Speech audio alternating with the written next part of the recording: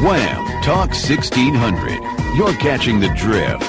Conservative talk. Intelligent conversations on local, state, and national issues with Gary Wellings, chief editor of the Current newspaper and Current Online.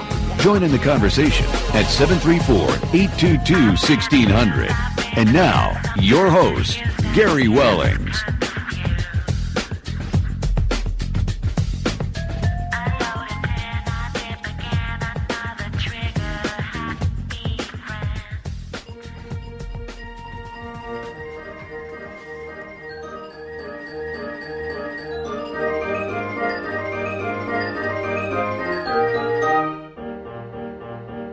I am the very model of a biblical philologist. I'm quite the semitician and a passing hittitologist. My articles are free from all grammatical iniquity. I rank Semitic cognates in their order of propinquity.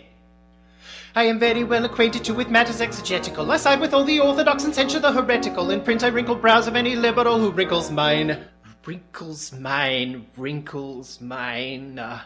Got it! And counter all the theses of that vigilante Finkelstein. And counter all the theses of that vigilante Finkelstein. And counter all the theses of that vigilante Finkelstein. And counter all the theses of that vigilante Finkelstein. Then I can give a lecture on the logic of Leviticus and tell you every symbol in the apparatus criticus. And short in matters lexical, semantic, and homologous, I am the very model of a biblical philologist. He's short in matters lexical, semantic, and homologous. He is the very model of a biblical philologist. I know my St. Jerome and all his Vulgate prolegomena. I've memorized in order all the known hapax-legomena. Then I can tell the age of every patriarch in Genesis and tell the doggish forties from the Shorrox and the Lenesis. I dream in Aramaic and interpret it in Syriac. I've posited that Esau was a possible porphyriac. Then I can posit cytopolol, hitpolol, or Hishtafel. Hishtafel. I say, that's a hard one, isn't it? Got it! And topple any argument, it happens that I wish to fail. Topple any argument, it happens that he wished to fail. Topple any argument, it happens that he wished to fail. Topple any argument, it happens that he wished to fail. Then I can date a sample of Arabian calligraphy and tell you what the scribe was wearing based on the epigraphy. In short in matters lexical, semantic, and homologous, I am the very model of a biblical philologist. In short in matters lexical, semantic, and homologous, he is the very model of a biblical philologist. Then I can write a shopping list in classical Sumerian and tell you whether peoples were nomadic or agrarian. I know the Jewish festivals Purimic and Kippurian. I mumble in Mandaic, I can hum a little Hurrian. Then I can sing the alphabet in hieroglyphic Luvian and catalogue the animals with pre- and post-diluvian. Then I can tell a surplus from a chasuble or maniple. Maniple. Oh dear me, I suppose it's unavoidable, really. And reconstruct the library of ancient Assurbanipal. And reconstruct the library of ancient Assurbanipal. And reconstruct the library of ancient Assurbanipal. And reconstruct the library of ancient Assurbanipal. I wrote my dissertation in a flowery Akkadian and proved the Philistines were almost certainly Canadian. In short in matters lexical, semantic, and homologous, I am the very model of a biblical philologist. In short in matters lexical, semantic, and homologous, he is the very model of a biblical philologist.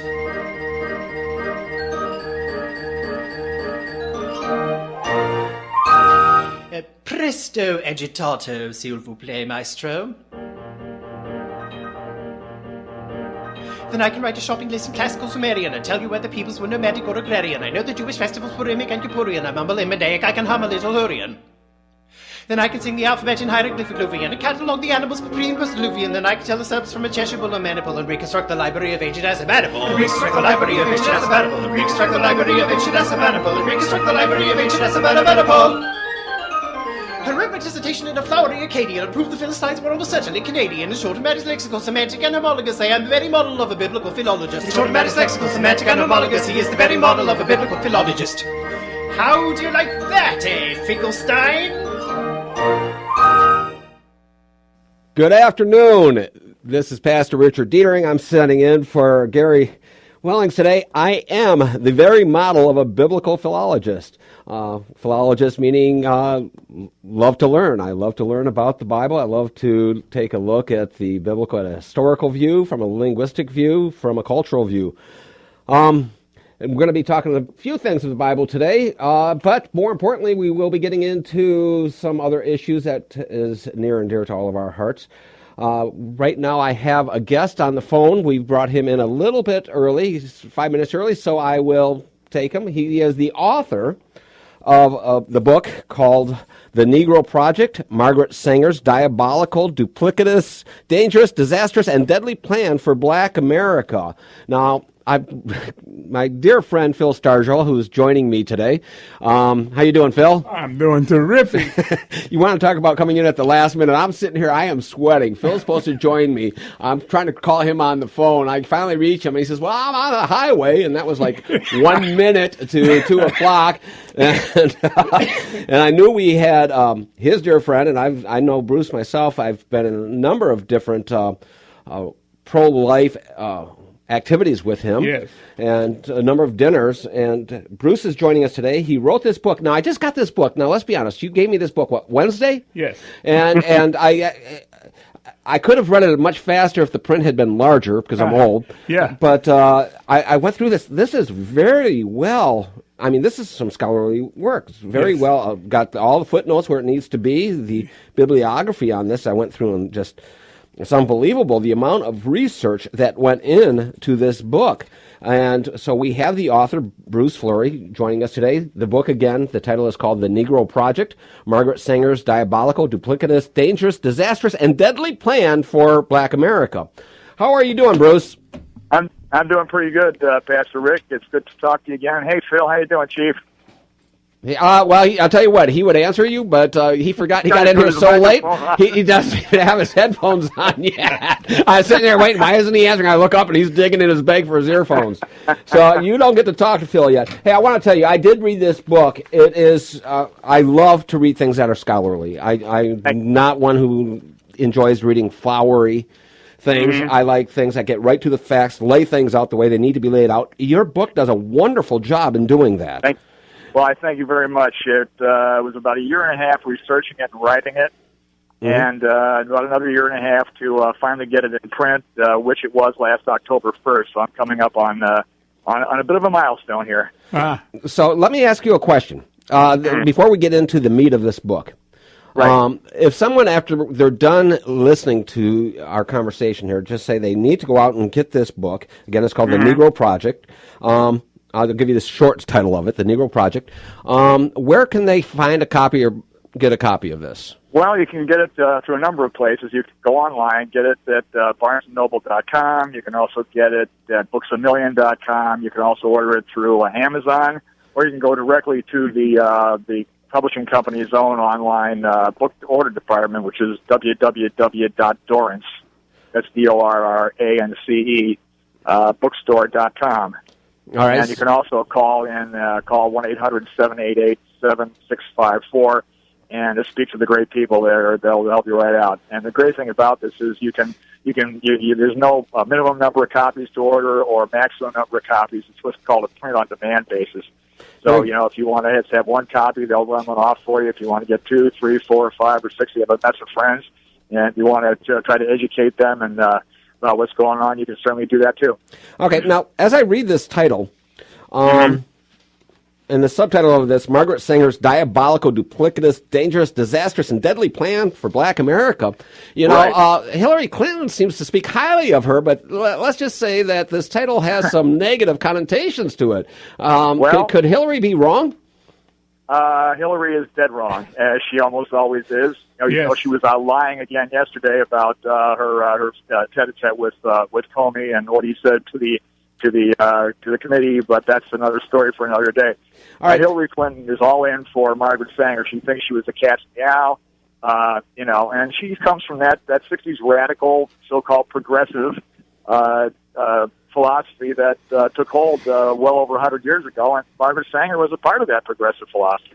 Okay, let's just now dive into the meat of this. We're going to go to the main part of the title, The Negro Project. What was, or what is, I'm going to put it in current tense, and I think people will figure out why by the time we're done. Right. What is the Negro Project? Well, I think it's still going on today, even though it was devised in 1939 by Margaret Sanger herself and one of her cohorts, a man named Clarence Gamble. He was the heir to the Procter & Gamble detergent, soap, household cleaner fortune. And they were trying to figure out how to more people, especially Black Americans, to buy into this because the churches were and still are, Pastor Rick. The Black demographic is probably the most religious and faithful of all church-going demographic groups. And so basically, what they had to do is we got to kind of get things rolling here. So they decided to zero in on a certain number of Black ministers. I believe the whole, not the entire quote, but with social service backgrounds and engaging personalities.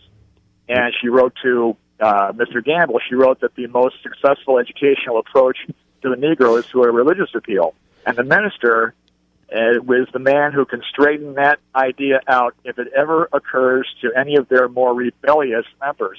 Okay, so just because we haven't really, I want to cut this. So at the beginning of this, she has a project. We don't really know what it is yet, talking to you. We're going to figure that out. But she has this project that's going to involve the Black Americans, and she figures the best way to get them involved then is to go to their religious centers, talk to their pastors, and get their pastors on board because it's coming across at this point as a social program. That's where we're at right now. Now, and at this point, it sounds pretty good. All right. It sounds pretty, social program for the Black community. Hooray. Except it had not a real social program in mind in helping the Black race out at all, did it? No, that's why I called it diabolical and duplicitous, because she got a number of these people, as you'll read in chapter 4, which I titled The Useful Idiots of Margaret Sanger's Negro Project. Pastor Rick, not only did she get a certain number of Black ministers involved, she also got people from the leadership of the NAACP, the media, celebrities, the whole 9 yards, and it's really truly breathtaking. Just the breadth and scope of some of these great Americans, otherwise great Americans. They bought into this stuff, and it just makes you shake your head like, what's going on here? Okay. It'll make your head spin. So you say get drawn into this stuff. What is this stuff? What is the plan? Well, okay, Margaret Sanger, as obviously the founder of Planned Parenthood, which is the nation's largest abortion provider, but she did not publicly endorse abortion. She wanted to sterilize people. She believed that there were too many inferior types, unfit people that were out there having children and large families. In fact, she hated large families. She said that the most merciful thing that a large family can do to one of its infant members is to kill it. I laugh not because it's funny. I laugh because it is shockingly sad. I know. Yeah, I know. And the thing is, she was all into sterilization, whether it was for any reason whatsoever. We had most states in this country had forced sterilization laws, including the state of Michigan. And you could be sterilized if you were drunk, if you were epileptic, if you were shiftless, if you were lazy, if you didn't have any means of support, indigent, or you could be sterilized just to prevent any more of your kind if you had the wrong skin color. And let's not forget the feeble-minded. Right. But the one thing that is very important that we inject here before we go, the reason that she got preachers with clergymen with social backgrounds was because they were persuasive and they were trusted in the community. And in Harlem, in New York, the most high visible preacher in that area was Adam Clayton Powell's father.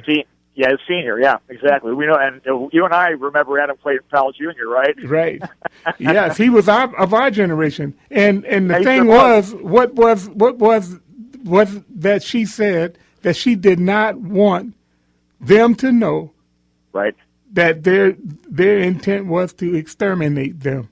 Now, that's what was left out of the overall project, right, that everybody knew about. But that was the deep, dark secret. We will exterminate. They wanted to exterminate people. Exactly, and they're doing a great job still. I mean, if you look at it, Chapter 6 is basically on a chapter on demographics, and it shows a lot of what is happening to the Black community, unfortunately. And you want to cry about this. It's a lot of it is self-inflicted. Let me. You look at the black on black crime, the shootings in Chicago especially, But when you factor in the abortion rate among black women of childbearing age, which is only about 3.5% of the total population,